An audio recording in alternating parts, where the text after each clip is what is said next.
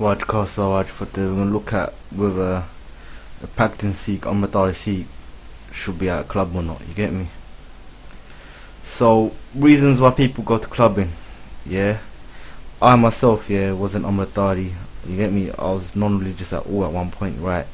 From age of like 16 to 22, I hit the clubs and do it every weekend, you get me? I know why I went to the clubs. And it's the same reasons why everyone goes to the clubs. You can do the survey. People might kid themselves and lie to themselves, yeah. They might think that, I mean, you're going for a decent reason. But if you're going for a decent reason, you go to a decent place. Club ain't a decent place, do you know what I mean? Because everybody knows Wagwan in clubs, yeah. So the main reason is to get pissed, or to get drunk out of your head, or to get mashed up on some sort of drug, yeah, whether it's an E-pill, speed, or weed, or whatever, yeah. The second reason is, you know, to check out the opposite sex, man, to get a link, you get me, sexual pleasures, you get me, and to dance about, you know what I'm saying? Alright, so it's a place of sin, because Maharaj tells us drugs, lust, intoxication, you get me? Not that's not just, it's not a Sikh thing to do, it's sin, it's bap, you get me? So, you know what I mean, like, so why does the Amritdhari have to be in an environment of sin, you get me? So some Amritdharis come out, we ain't breaking no red. Where in Sikhi does it say you can't have a good time? We just go out to chill with our friends. You ain't breaking no red, right? You get me? You're gazing upon opposite sex, and the opposite sex gonna be dressed in a ridiculous manner. Do you know what I mean? So that in the way you're putting dirty thoughts into your head. Do you know what I mean? Whether you like it or not, yeah? There's dirty tunes there. Get me? Everyone around you is gonna be drinking, right? Back in the days, there was passive smoking, right? The smoking laws might have changed that. But there's Amritdharis that used to go to clubs when there was passive smoking, so you're smoking in a way anyway, so that's breaking your head straight away. You get me? Alright? Yeah, Sikhi does say you can have a good time, you get me? But there's plenty of other ways in a non-sinful environment where you can have a good time. Go to the cinema, watch a decent film. Go to the restaurant with your mates.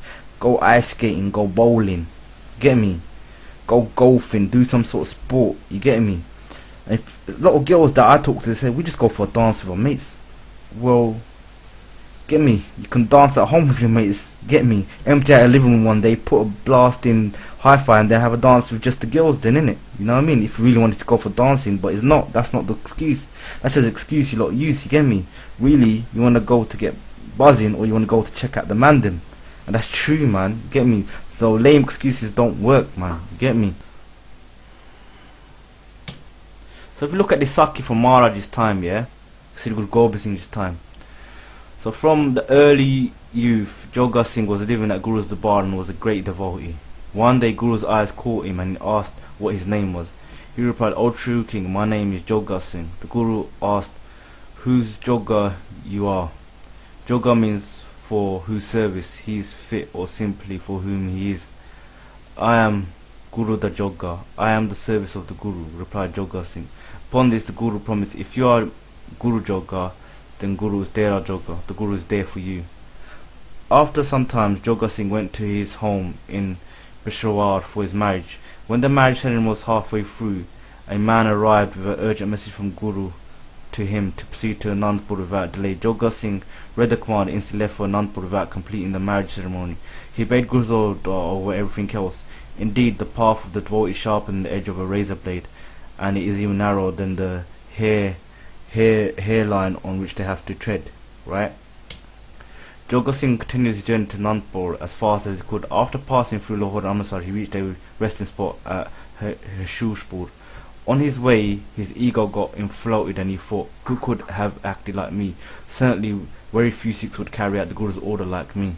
This sense of pride brought about his fall. At night, he was overwhelmed by evil passion and he started towards the house of a prostitute. Joga Singh was wearing Guru's uniform, a turban and beard.